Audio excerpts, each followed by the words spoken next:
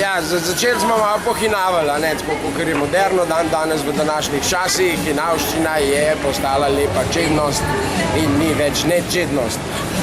S tem smo začeli cel festival in tako, kaj prinaša? Prinaša veliko presenečenj, veliko intervencij, veliko tega enonega, gledališče na ulici je zmeri zabavno in interesantno. Današnji vrhunec je gotovo predstava ob 10. zvečer. Ja, to je nedvomno vrhunec oziroma otvoritev, ki bo prinesla presenečenje. Sarkazem, malo zviti svet, gre za predstavo Minjon ruske skupine Mr. Peugeot's Wandering Dolls in upamo, da bo fajn, no?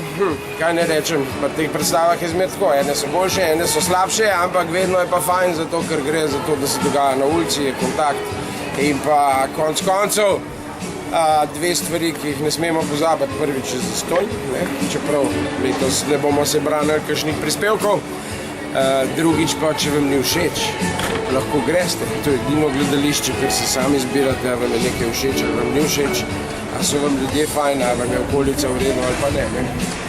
Do 1. julija bodo ljubljanske ulice živele z Ano Desetnico, potem se pa karavana seli v Maribor. Absolutno, Maribor, drugo oko festivala Ana Desetnica, pravzaprav prvo oko, se pa ne smemo nikoli pozabiti, da se je Ana Desetnica tam začela, predtem se je začela tudi v Ljubljani in se razširila na celo Slovenijo. Program, ki ga bomo videli v Ljubljani, bomo seveda vsega videli tudi v Mariboru.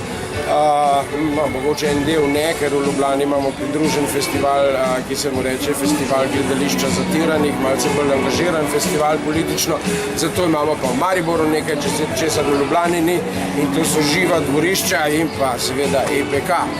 V EPK-ju verjetno dovolj besed, vse druge o živih dvoriščih, je pa dvorišča so seveda posebnost Maribora in ekipa, mariborska ekipa gledališča Ane Monro se trudi oživeti